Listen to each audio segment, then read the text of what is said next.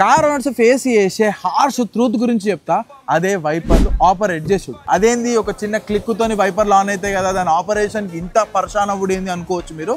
కానీ అది యాక్చువల్గా ఎవరైతే వర్షంలో నడుపుకుంటూ వైపర్లను మెయింటైన్ చేస్తారో వాళ్ళకి మాత్రమే తెలుస్తుంది. ఎందుకంటే వర్షం స్పీడ్కి మన వైపర్ స్పీడ్ మ్యాచ్ కావాలి, లేకపోతే ఇరిటేషన్ పుడుతూ ఉంటుంది డ్రైవ్ చేసేటప్పుడు, పర్టికులర్గా నైట్ టైం.